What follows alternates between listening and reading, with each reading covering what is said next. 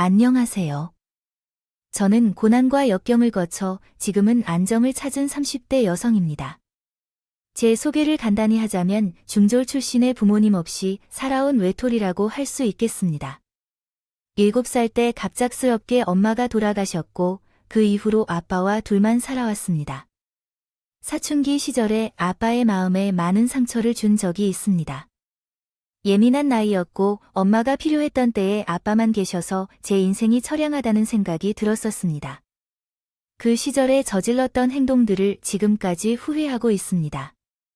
아빠는 아빠일 뿐 아니라 남자이자 사람이셨을 텐데 제게만 희생을 하셨던 것 같아요. 고생만 하셨던 것이 아직까지도 마음에 많이 남고 죄송합니다. 제가 최종 학력이 중졸이 된 이유는 고등학교를 재학 중에 중퇴했기 때문입니다. 학교를 잘 다니고 있던 중에 아빠가 갑작스럽게 병으로 힘들어지셨는데요. 그때 정말로 머리에 한 대 맞은 듯이 정신이 들었습니다. 아빠가 당연하게 제 곁에 계셨을 거라 생각했지만 그 당연한 것이 사라질 거라는 생각은 전혀 몰랐습니다. 그때 성숙해진 것 같아요.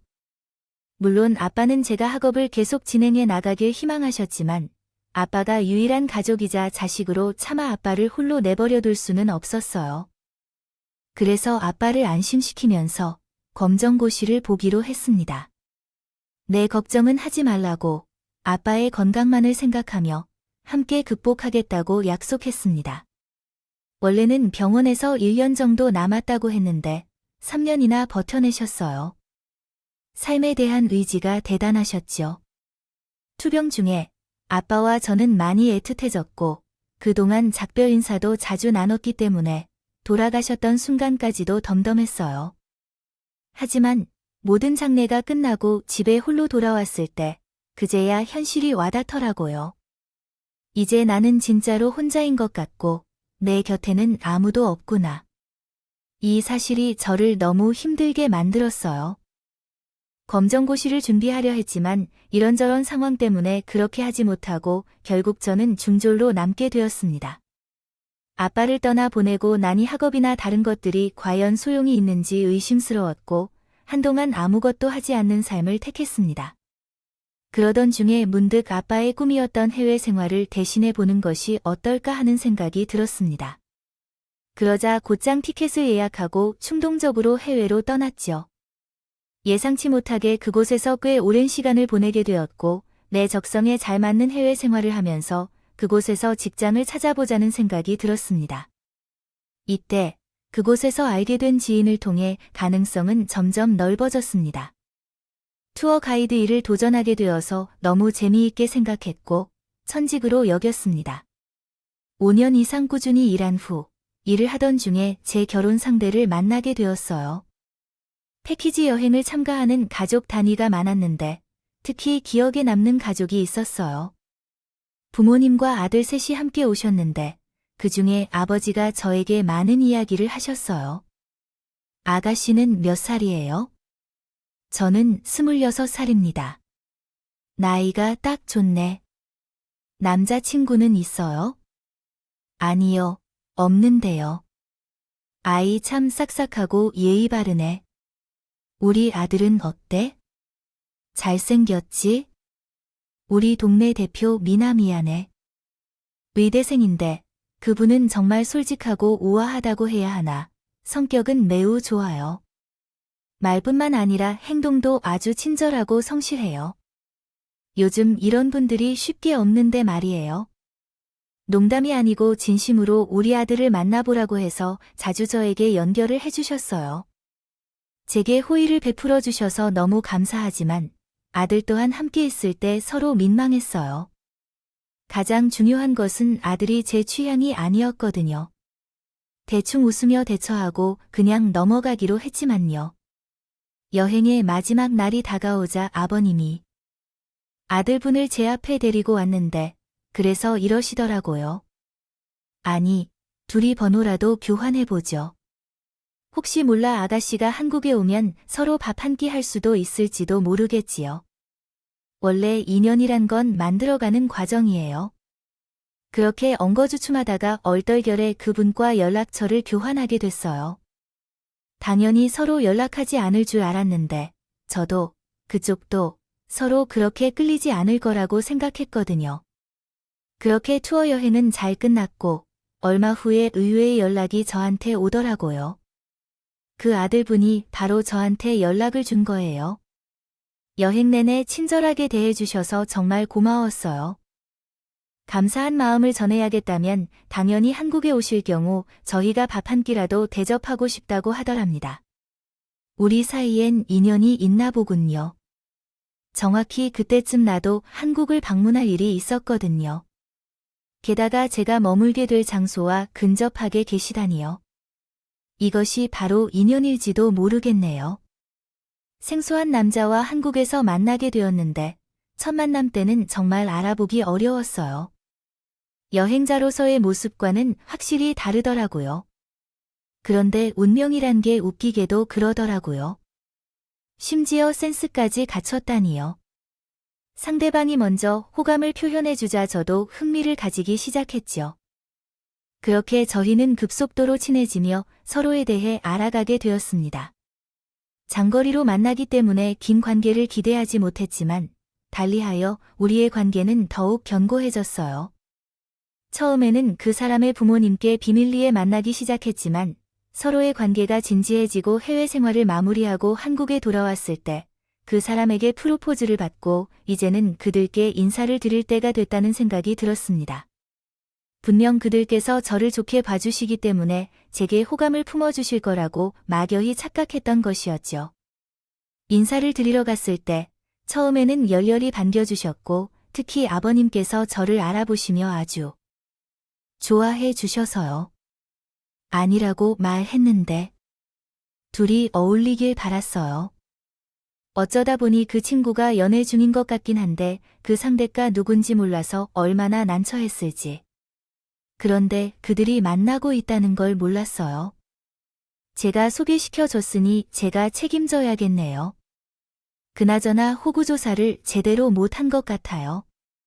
부모님은 어떻게 지내시나요? 그 두 분 다 돌아가셨다. 어머니는 제가 7살 때 교통사고로 돌아가셨고 아버지는 제가 고등학생 때 암으로 사망하셨습니다. 아이고, 어린 시절 고생을 많이 했겠죠. 부모님은 아이가 자라는 과정에 곁에 있어줄 때 혼자서 견뎌내야 했군요. 지나온 시간이 어떻게 혼자인가 외롭겠어요. 전공은 관광학이었나 뭐 그런 걸로 졸업했어요. 대학은 어디 가셨어요? 아버지가 갑자기 아프셔서 병원에서 도와드리려고 고등학교 다니다가 중퇴했습니다. 아니, 그러면 제 최종 학력은 중졸인 거예요. 요즘엔 그런 사람도 있어요. 요즘 세상에 중졸이 있다는 말이죠. 상황이 그러해서 그렇죠. 맞아요. 네. 뭐 둘이 서로 잘 어울린다고 하더라도 활용기긴 한데 조금 천천히 생각해보는 게 좋을 것 같아요. 아들이 현재 매우 바빠서 말이에요. 둘 다 아직 젊은 반안이겠어요. 젊은 사람끼리 마음이 맞으면 만나게 되는 거죠. 뭐 또 성격 차이 때문에 헤어질 수도 있는데 너무 급하게 생각할 필요는 없어. 제가 가정 환경과 학력을 언급하자마자 급격하게 표정이 어두워지는 걸 느꼈어요. 전혀 예상치 못한 일은 아니었나 봐요. 의사 집안에서 성공적인 사람으로 자라는데 지켜 세워주시기를 기대하지 못했기 때문이죠. 하지만 진심은 통하고 마음을 보여드리면 그분들도 저를 받아주시리라 생각했어요. 하지만 생각보다 상황이 힘들었어요. 제게 싹싹하고 친절하며 아들과도 잘 지내라고 조언하던 시부모님은 갑자기 반대하기 시작했어요. 데이트를 할 때마다 연락을 하셨고 주말마다 가족 일정을 만들어서 데이트를 방해했어요. 저도 부모님이 반대하는 결혼은 하고 싶지 않아서 포기하려고 했지만 남자친구가 울면서 저를 붙잡았고 저는 매번 마음이 약해져서 그 사람 곁을 떠날 수 없었습니다. 그렇게 긴 시간 동안 연애를 했어요. 그 사람도 저도 나이가 꽤 들어서 집안에서도 더 늦으면 안 되겠다 생각하셨는지 마지못해 결혼을 허락해 주셨어요. 비록 환영받지 못했지만 제가 잘하면 충분한 예쁨을 받는 며느리가 될 수 있을 거라 생각했어요. 이제는 사랑하는 사람과 결혼도 하고 가정을 불러왔으니 다 끝났다고 생각했지만 결혼 후 진짜 고난의 시작이라는 것을 누가 알았겠습니까? 보통은 시어머니와 며느리 사이에 많은 갈등이 생긴다고 하죠. 저는 시아버지 때문에 많은 스트레스를 받았습니다. 집안의 권력자이면서 보수적이고 고집이 센 시아버지는 모든 것이 본인의 뜻대로 이루어져야만 비로소 만족하는 타입이었어요. 인생에서 내 뜻대로 되지 않은 적이 없었지만 딱 하나 실패한 게 있습니다. 그것은 아들의 결혼이죠. 그런 말을 억제하셔서 떠는 일 없이 하시더라니까요. 그리고 제가 과일을 깎다가 실수하면 억가음 없이 상처를 주시곤 했어요. 아이, 과일을 깎는 것조차 모르다니까요. 부모님이 이런 정보를 알려주실 만큼 가르침을 주지 못했으니 무지한 것이 당연한 것이겠죠. 따라서 가정교육이 중요한 법인데 그 말을 듣자마자 가슴에서 울컥거리는 감정이 느껴졌지만 제가 또한 바보같이 웃어 넘겼어요. 왜 자신이 시댁에만 있으면 마치 고장난 로봇처럼 행동했는지 모르겠어요. 제가 표정 관리를 못했던 때는 아버지께서 제 학력을 무시한 때였어요. 연예인들이 학교를 자퇴하고 예술을 한다고 한다면 그렇죠. 하지만 제가 학교를 자퇴하는 것은 결함이 있다는 뜻이죠. 다른 사람들이 어떻게 생각할지 몰라요. 불량한 삶을 살아서 가방끈이 짧다고 생각할 것이라고. 그러니까 친척들 앞에서는 중졸인 척하지 말고 대학도 갈게요. 번듯한데 나왔다고 말해. 우리 집안 사람들은 전부 의대 출신이지만 내가 혼자 중졸이라면 좀 그렇지 않겠어? 그렇기 때문에 집안 어른들이 반대하는 결혼은 절대 해서는 안 되는 일인데. 어쨌든 고집이 세고 있어서 항상 조심해서 우리 집안에서 불화를 일으키지 말라고 하네. 제게 유일한 지원자로 생각했던 남편마저도 마침내 제 요구와 부탁에 지쳤는지 결국 귀를 닫아버리더라고요. 결혼하면 따뜻한 가정이 저를 기다릴 줄 알았는데 오히려 혼자 있을 때보다 더 고독해졌어요. 이게 사람이 살아가는 건가 싶고 내 존재가 이렇게 하찮았나 싶고 그때 정말 우울증이 대폭발하던 시기였어요. 만약 친정이 있었다면 그 존재가 얼마나 큰 힘이 되었을까요? 자체만으로도 너무 든든했을 것 같은 거예요. 먼저 떠난 부모님이 원망스럽게 느껴졌습니다. 결혼 생활을 하면서 제 마음을 알아주는 사람은 단 한 명도 없었죠. 심지어 시부의 시집살이는 점점 더 심해지고 이를 막아주는 사람 하나 없었네요. 마치 폭주 기관차 마냥 저를 몰아붙이는데 지금 생각해도 그때 어떻게 버텼을지 몰라요. 가장 기억에 남는 최악의 사건이 있었어요. 명절 때 음식을 만들어 가지고 시댁에 갔더니 시부가 그걸 안주 삼아 술을 마시더라고요. 제 얼굴만 봐서 배가 고프다고 하시는 건 저한테 밥상을 차리라고 하셨어요. 늘 하는 일인지 이것저것 챙겨드렸는데 그렇게 했더니 시비를 건 듯이 과일 좀 깎으라고, 고기 좀 구워라고, 술 좀 더 사와라고, 먹을 것을 잘게 나눠라고 막 갖은 것을 시키시더니 급기야는 제게 호통을 치셨어요. 에이, 먹태를 다 태워 먹었네. 왜 이렇게 탄내가 나나 간만에 기분 좋게 술 한 잔 마시려던 것이 안주가 너무 엉망이었어요. 바짝 구워라고 하셔서 아니 눈치 좀 보면서 적당히 하면 어렵겠어요. 사람이 하나를 말하면 열을 이해하죠. 줄 알아야지 하나도 제대로 못 알아들으면 어떡하란 말이야. 이런 이유로 못 배워 먹은 것들은 안 된다고 하잖아. 학교가 괴시 학교가 아니야. 공부만이 아니라 사회예절과 눈치채기 같은 것을 가르쳐주는 곳이 학교인 거야. 그런 기본적인 것을 빼먹었으니 사람이 나사가 빠지지. 지금도 사과 한 번 안 하는 거 좀 보라고. 눈 동그랗게 뜨고 쳐다보면 달려 죄송합니다. 제가 못 배워서 이렇게요. 라고. 못 배웠으면 옆에서 술이라도 따르는 말을 못 알아들어. 술 따르라는 건가? 설마 며느리에게 술 따르라는 건가? 아무리 막장이라도 이런 집안이 다 있는지 확인하려고 주위를 둘러보았어요. 시어머니는 왜 이런지 속으로 묻고는 소파에 앉아서 TV를 보고 계셨고 남편은 시어머니 옆에서만 핸드폰을 들여다보고 있었어요. 아무도 이 상황을 제지하려는 생각마저 하지 않는 거예요. 어떻게 그럴 수가 있을까요? 물론 며느리로서 시아버지께 술 한 잔 따라드릴 수 있겠지만 그때의 분위기와 뉘앙스는 제게 하찮은 존재로 대하는 것 같은 느낌을 지울 수 없어서 마음이 아팠어요. 시아버지는 계속해서 저에게 술을 따르라고 요구하셨고 아버님께서 많이 취하셨습니다. 이만 들어가 주시죠 하며 상황을 수습하였습니다. 아버지께서는 마지막까지 배우지 못한 며느리가 자신을 무시한다면 막말을 하셨고 제게 삿대질을 하면서 너같이 무식한 내가 내 며느리라는 게 수치야 라며 제 가슴에 대못을 박으셨어요. 그날 울면서 남편을 불러내어 서운한 것을 얘기했더니 남편은 지친 듯한 표정으로 이렇게 말했다고 해요. 너무 예민한 거 아니야? 아버지가 하는 말씀 하나하나 다 마음속에 담아두고 있으면 밑도 끝도 없어. 어른이 하는 말씀은 알아서 걸러들을 줄 알아야지. 그걸 다 곱씹으면 나더러 어쩌란 얘기야.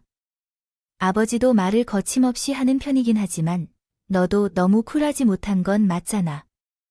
혼자 상처받으면 너만 손해야. 그리고 솔직히 말해서 아버지가 틀린 말 한 것 같아.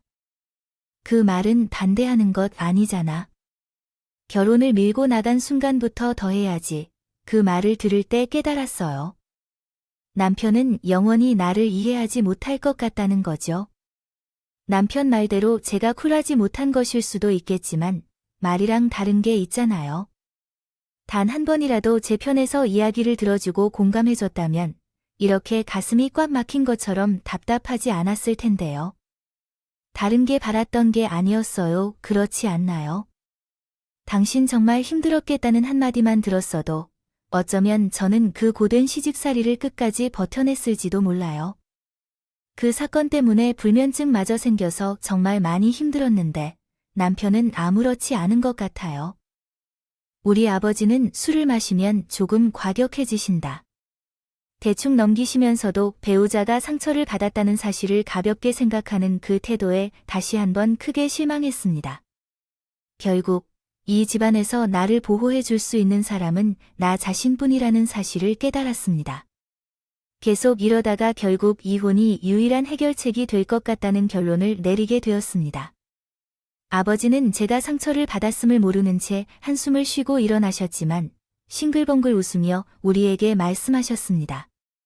우리 병원에 VIP 환자가 오셨는데 이는 우리 병원이 치료를 잘 한다는 것을 뜻한다고 생각해. 얼른 가만히 있어. 기념사진 한 장 찍어야겠지. 너 카메라 좀 들고 우리 병원에 좀 와. 오는 김에 이것저것 좀 찍어봐. 15년 전에 명령하듯이 집에 있는 좋은 카메라를 들고 병원에 와서 사진을 찍어 달라고 하셨으니 그분과 기념사진을 찍는 김에 직원들과 단체 사진도 새로 찍고 개인 사진도 찍어서 홍보를 좀 해달라며 제대로 찍어 달라고 하셨어요. 제가 전문 사진사도 아니고 카메라 자체를 잘 다루지도 못하는데 결국 사진사가 되었어요. 시아버지의 과도한 요구는 그런 것뿐만이 아니었어요. 갑자기 전화가 와서 겨울에 원장실 창문으로 찬바람이 들어온다며요. 문풍지 같은 것을 사라다가 붙여주세요. 이전 원장이랑 라운딩 약속 잡았으니까 술 한잔하고 집에 와서 대리 운전사 역할 좀 부탁해도 될까요? 세미나 가야 해서 피곤하니 대신 운전해 주실 수 있나요? 병원 홍보를 위해 SNS를 열어서 글 좀 작성해 주실 수 있나요? 겉으로는 전업주부처럼 보였지만 실제로는 가족 중에서 가장 바쁜 사람으로 바쁘게 살아왔습니다. 가족 행사 때마다 아버지의 심부름으로 밥도 제대로 먹을 틈이 없었겠지요. 생각해보면 그 집안의 며느리 대신 노예나 다름없는 삶을 살았던 것 같아요. 한 번이라도 실수하면 저는 이 집안에서 탈출하여 다른 삶을 꿈꿔왔습니다. 이제는 홍보용 사진도 찍어 드려야겠네요. 그것이 내게 할 일이라고만 치르면 돼요. 그래서 저는 다음날 환자가 방문할 예정인 시간에 맞춰 카메라를 들고 병원에 찾아갔습니다. 이미 병원 안은 북적거리고 있었어요. 특히 시아버지의 크게 울리는 웃음소리가 잘 들렸어요. 영업용으로 옹졸한 웃음소리였죠. 병원 문을 열자마자 놀라운 일이 있었어요. 몇십 명의 사람이 병원 안에 있었고 눈에 띄는 한 신사가 있었어요. 한눈에 봐도 그분이 VIP 환자인 것이 느껴졌어요. 정제 비서분이나 부하 직원들과 함께하고 계셨거든요. 병원 직원들도 사진 촬영을 위해 준비하고 있었어요. 어째서 이렇게 늦게 도착한 거야? 환자분들이 기다리고 계신데. 아버지께서 저를 보시자마자 큰 소리로 탓하셨어요. 사람들이 다 주목하고 있는데 혼나면 얼굴이 화끈해지는 거야. 대충 죄송합니다 하고 카메라를 꺼내서 장비를 만지고 있는데 갑자기 VIP 환자분이 익숙한 이름을 불러내셨어요. 아니면 이강원 대표님의 따님 맞으신가요? 그 이름은 바로 돌아가신 저희 아버지의 이름이었어요. 그 이름을 듣자마자 놀라서 그분을 쳐다봤더니 저를 아시는 표정이셨어요. 하지만 제가 낯설어 했죠. 누구신지요? 저를 아시나요? 알아주실 건가요? 저는 아버지가 운영하시는 회사의 이사직을 맡았을 때 모셔졌었어요. 그때 따님이 자주 회사를 찾아와서 제가 아이스크림도 사줬었죠. 그러다가 어린 시절의 기억이 사라져서 딸기 아저씨 제가 아이스크림을 사준 것을 기억 못하시죠? 제가 딸기 아저씨라고 불렀었는데 맞아요. 그 당시에는 어린 아가씨로 울보였는데 세월이 참 빠르게 흘렀네요. 어떻게 저를 알아보셨어요? 제 얼굴을 보면 바로 알 거예요. 이렇게 만나게 된 것을 보면 우리는 정말 인연일 것 같아요. 편하게 해드세요. 한 번 아가씨로 모셨던 분은 평생 아가씨였죠. 그리고 이 대표님이 제 인생의 은인이죠. 제가 모든 걸 다 잃고 가족한테 버림받았을 때 유일하게 저한테 손을 내밀어 주신 분이셨죠. 덕분에 해외 지사 책임자로 일하게 되면서 그곳에서 사업도 하며 이리저리 발을 넓혀가며 지금까지 온 것입니다. 회사를 관둔다고 할 때도 저를 아낌없이 지원해 주시고 응원해 주셨던 분이셨는데 어떻게 그리 심술 좋은 분이 세상을 너무 일찍 떠나셨는지 이해할 수 없어요. 해외에 있어서 소식이 늦어서 장례식에 가볼 수는 없었지만 이제 가끔씩 낫고 있는 이 땅에 가보곤 합니다. 카스테라를 참 좋아하셨으니 그거 하나와 소주 한 병 가져가겠습니다.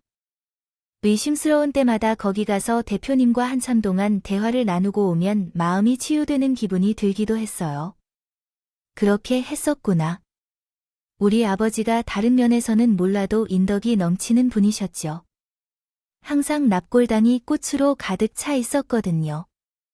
누가 다녀가셨는지 궁금해했더니 연락을 좀 해서 도움을 주고 싶었는데 이미 없는 번호라고 나와서 얼마나 당황했는지 모릅니다. 아, 제가 해외로 떠나면서 연락할 방법이 없으셨을 거예요.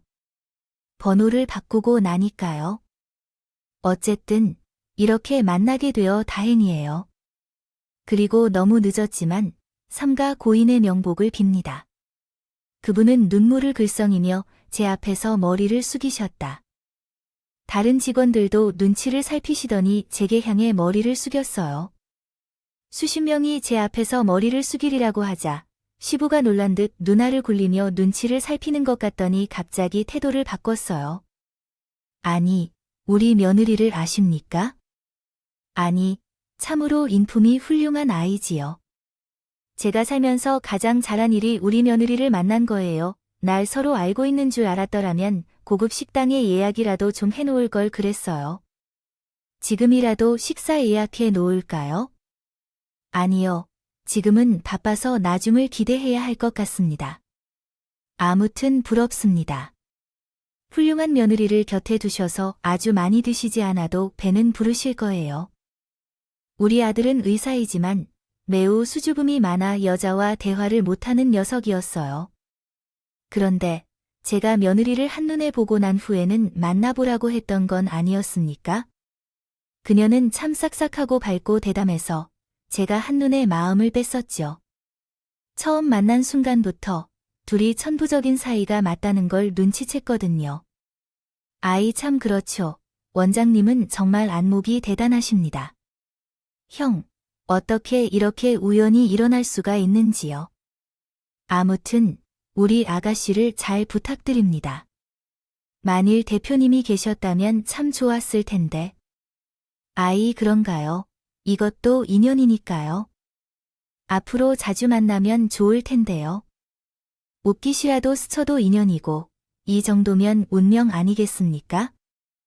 앞으로 필요한 일이 있으면 불편하다고 하지 말고 언제든지 연락 주시기 바랍니다. 항상 대기하고 있겠습니다. 시부는 정말 과한 정도로 그분 앞에서 아부를 떨었다고 해요. 딸기 아저씨는 저에게 명함을 건네며 꼭 연락해 주라고 하고 나중에 따로 밥이라도 사주겠다고 했어요. 그리고 돌아가셨습니다.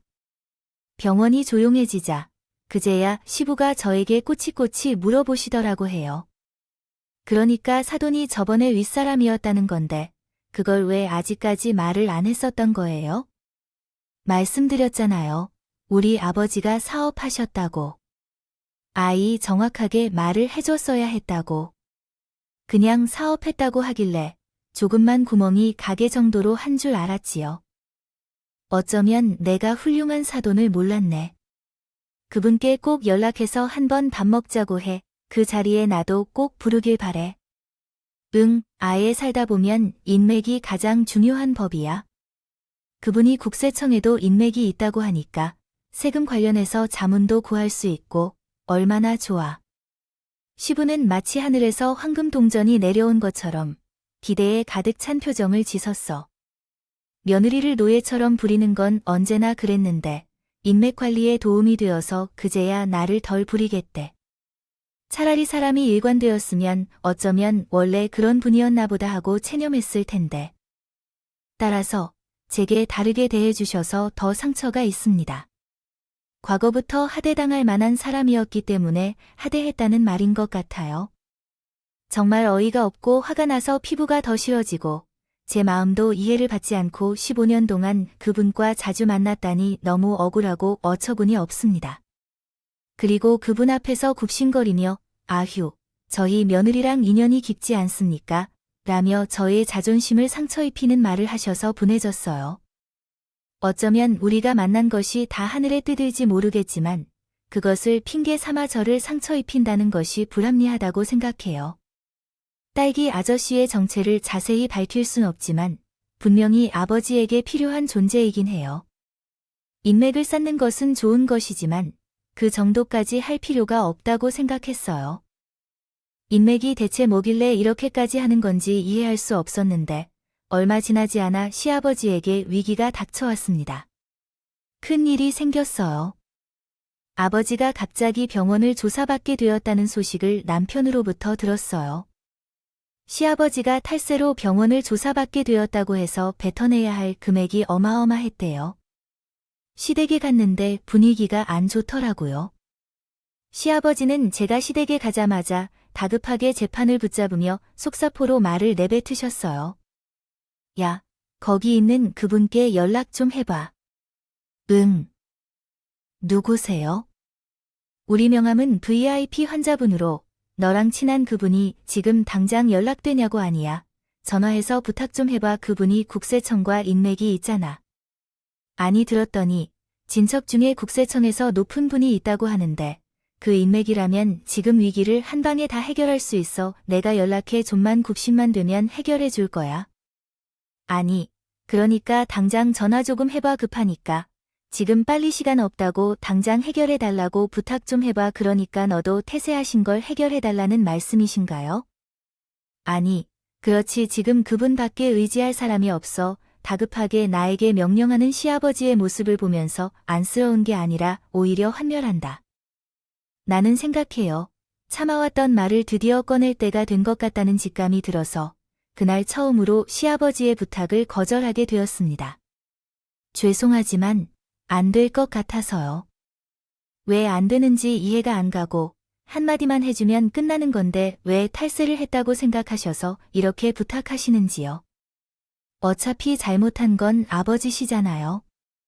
정당하게 세금을 내셨으면 이런 일도 없었을 텐데요. 그리고 제가 아는 그 아저씨는 범죄를 눈 감아주는 분이 아니에요. 정직한 사람이세요.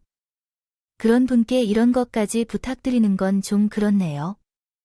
그러니까 간곡하게 부탁을 좀 하라는 게 내게. 인연이 깊다고 어린 시절부터 알아온 사이라고 제 말을 못 알아들어? 제가 옳고 정직한 일만 했었으면 이렇게 돈을 벌 수 있었을까요? 이 나라 세금이 무지막지하게 많이 걷는 걸 나는 어쩌라고 해야 할까요? 그리고 지금 너는 아버지의 부탁을 거절하고 있는 거야. 내가 잘 되어야 너희도 잘 되는 건 몰라. 배운 게 없어서 말을 잘 못 알아들어서 저는 워낙 바보라서 양심 있게 살아왔거든. 그래서 아버님의 말씀에 동의할 수가 없네요. 죄송합니다. 제가 말을 고분고분 잘 들었던 애가요. 갑자기 왜 반항하니? 지금 너의 역할은 나를 도와서 집안의 위기를 헤쳐나가는 것밖에 없어. 몰라. 이럴 때일수록 가족끼리 뭉쳐야지. 아버지, 제가 이 가족이 이런 얘기를 했나요? 난 그 말이 와닿지 않아요. 언제나 저는 이 가족의 노예로 살았던 것 같아서요. 한 번도 가족으로 인정받은 적이 없었던 것 같은데요. 아이야, 지금 무슨 말하는 거니? 어쨌든 며느리로 받아주었더만 이제 와서 노예라니. 아니, 내가 언제 너를 노예라고 했어? 우리가 너를 받아주는데 얼마나 양보를 많이 했는지 알아? 그 마음을 알면 내가 나한테 이러면 안 돼. 우리는 뭐 욕심 없었는 줄 알아? 막말로 열쇠를 건네주는 며느리 태도가 줄을 서 있는데 그 욕심을 다 버리고 내가 선택한 것이야. 사업하던 곧 망한 집안의 딸인데 게다가 중졸인 사람이 어디 의사 집안에 시집가는 게 쉬운 줄 알아? 내가 되면 감사한 마음으로 살 것 같은데 너는 왜 이렇게 불만이 많아? 내 인생 정도면 아주 팔자 핀 거구나. 사모님 소리 듣는 건 쉬운 일이야. 욕심만 가득해서 감사할 줄 모르고 잘난 아들 빼앗아서 호강하며 살아가는 여자, 머리 텅텅 빈 주제 남편 하나 만나서 한순간에 팔자 핀 여자라고 생각하고 계셨겠지. 애초부터 저를 그런 식으로 생각하고 계셨으니 저를 그렇게 대하신 거겠죠. 이제 다 포기하고 그만두려고 해요. 제가 스스로 좋은 자리를 내려놓겠어요. 아버지를 미워하거나 원망할 생각은 없어요. 아마 우리는 인연이 아니었던 것 같아요. 더는 집안에 머무를 수 없겠어요. 그 자리에 있어도 의미가 없는 것 같아요. 혼자 살 때가 더 좋을 것 같아요. 내가 무엇을 할 수 없다는 생각이 들지 않네. 이혼을 하겠다는 말이야. 더 이상 이렇게는 살 수 없어요. 아버지도 나를 싫어하는 며느리 싫어할 거예요. 나도 아버지와 같은 시아버지 싫어해요. 새롭게 헤어지는 게 더 깔끔하지 않겠어요? 싫은 사람과 함께 살 이유가 뭘까요? 헤어지는 것이 더 좋을 거예요. 이런 상황에서 이혼을 고려하면서 당황스러운데 넌 홀로 도망가려 하나 봐요. 도망치는 게 아니라 가려고 한다는 뜻이에요. 지금 내가 부탁하는 것처럼 보여? 어른으로서 명령하는 거예요. 어른의 말을 거부할 생각이에요. 불법적인 부탁이라면 거절하겠습니다. 그리고 아버님이 저지른 것은 스스로 처리해야 해요. 이게 어떻게 불법이죠? 남들도 다 그렇게 살아. 너만 양심적이라 생각하냐? 양 식사를 챙겨주는 거야? 전 어쨌든 아버님과의 인연을 여기서 끝내려고 해요. 지금은 남들도 마찬가지인데 어려운 부탁 정도는 거절해도 돼요. 저는 여태 아버님의 부탁을 거절한 적이 단 한 번도 없어요. 그렇다고 제가 노예처럼 부려먹은 거 아닙니다. 딱 한 번 거절한 것이 그렇게 화내실 필요 있어요? 긴 말할 필요 없어요. 이혼 서류에 도장 찍겠습니다. 이렇게 하지 말고 우리 진심으로 얘기 좀 하자. 아니, 지금 감정적으로 대처할 때가 아니에요. 여태까지 내가 너를 서운하게 했던 건 미안해요. 하지만 지금은 그런 일을 할 때가 아니에요. 한시가 급해. 일단 내가 그분께 전화해서 상황을 좀 설명하면서 부탁을 해줘. 이혼이든 뭐든 일단 일을 좀 해결하고 대화를 나눠야 해. 아니, 지금 내가 얼마나 다급한 상황인지 몰라서 그래요. 그래도 가족인데 어떻게 냉정하게 모르는 척할 수 있어요? 그 일을 해결 못하면 우리 집안 망하는 것이나 다름없어. 아니, 둘이 그렇게 죽고 못 살아서 겨우 결혼 허락해줬더니 이제 와서 이혼하겠다니, 그게 무슨 말도 안 되는 소리야. 부부가 살다 보면 이런 일도 있고 저런 일도 있는 거지. 이 일만 해결해주면 내가 다시는 너의 기분을 상하게 하지 않을 테니 좀 도와주세요. 죄송하지만 안 될 거예요. 더 이상 저한테 이런 부탁하지 말아주세요. 아니, 너 진짜 이럴 거야? 우리가 너한테 얼마나 베풀었는데. 이 은혜도 모르는 년, 저한테 베푸신 대가로 저를 부려먹었으니 서로 빚진 거 아니겠어요? 저 아버님 때문에 우울증이 생겼다 불면증까지 온 거 아시나요? 시집 오고 살이 8kg나 빠진 거예요. 내 상태를 보지 않으면서도 이것에 대해 말할 수 있는 사람이 있나요? 이렇게 살고 싶은데 이제 와서 못 배운 것이 내 잘못이냐고 말하는가요?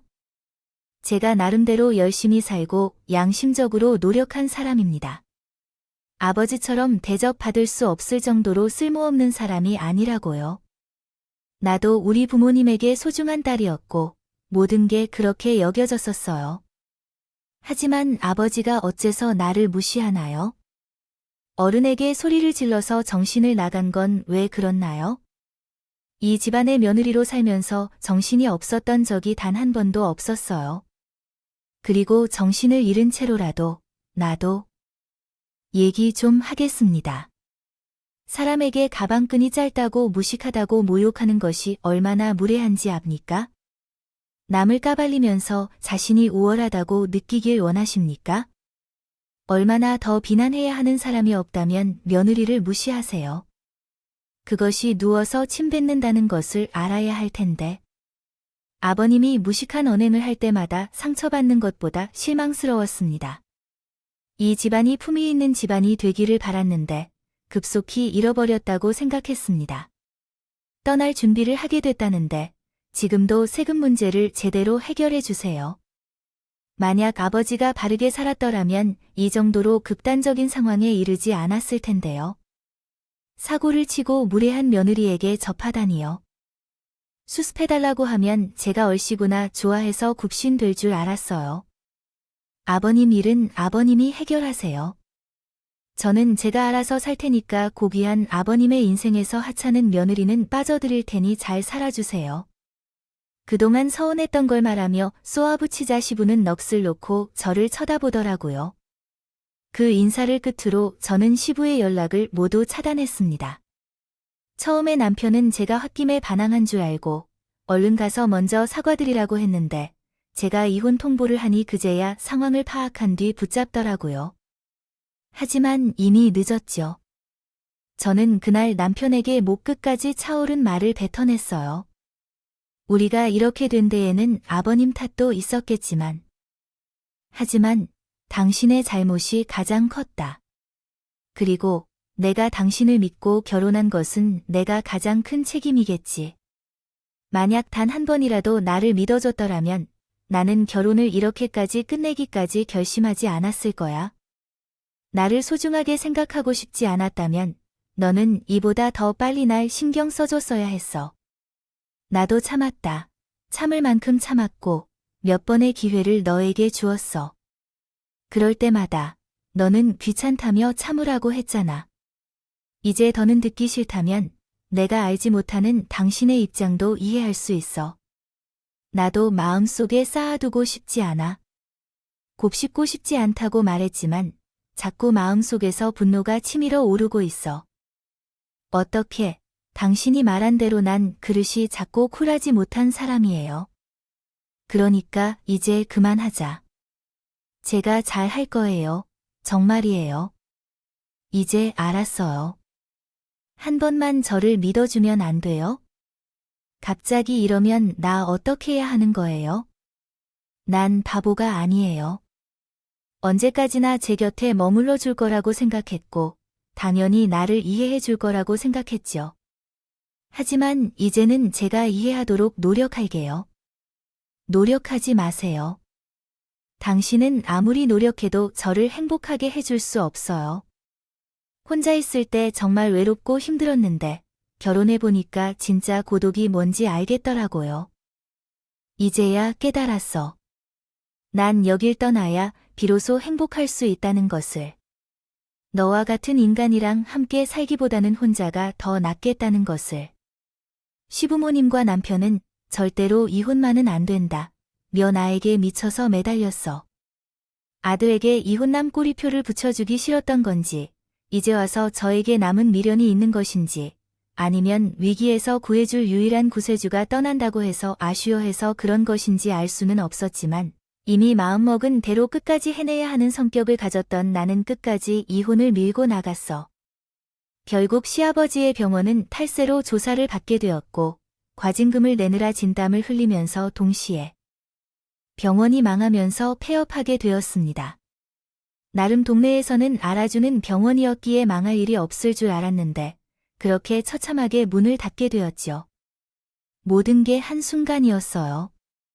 폐업하면서 아버지는 다시는 재기하지 못하고 집에만 머물고 계신다고 들었습니다. 모든 것을 쏟아부었던 병원이 한순간에 망하니 완전히 멘탈이 붕괴된 것 같아요. 웃긴 건 이 모든 사태의 원인이 나라고 생각하신다는 거죠. 제가 연락 한 톤만 넣어줬었다면 병원을 폐업하지 않았을 거라고 입버릇처럼 말씀하신다고 하더라고요. 이야기는 전 남편을 통해 들었어요. 종종 술을 먹고 전화해서 꼬장을 부리곤 하더라고요. 전 남편의 근황도 아주 볼만했었습니다. 아버지의 병원을 물려받게 될 생각으로 마음 편히 이리저리 옮겨다니며 페이닥터를 하다가 그 병원이 망해서 완전히 낙동강 오리알 신세가 되었습니다. 만약에 그때 최선을 다해 도움을 시댁에 드렸더라면 어땠을까요? 만약에 그 집안이 재앙에서 벗어났다 해도 그랬다면 모든 것이 행복했을까요? 저는 그렇게 생각하지 않습니다. 만약에 그랬다면 아버님의 오만함이 더 심해졌을 것이고 저는 더 큰 고통을 받았을 것입니다. 그쪽 집안에서는 제게 배은 망덕하고 정없는 괘씸한 면을 이루어 남기 때문에 계속 기억할 것입니다. 몰라도 제가 나름대로 최선을 다해 옳은 선택을 했다고 생각합니다. 그리고 제 선택을 후회하지 않아요. 이혼한 이후로 훨씬 더 행복해졌거든요. 가장 중요한 것은 제 자존심을 훼손시키는 사람들이 없어서 훨씬 더 살만하네요. 물론 이혼을 한 후에는 처음에는 패자로 여기기만 했지만 우울하게 월세집에 홀로 지내며 나가지 않는 유년 시절을 이어나갔어요. 그때쯤에 딸기 아저씨로부터 연락이 왔지요.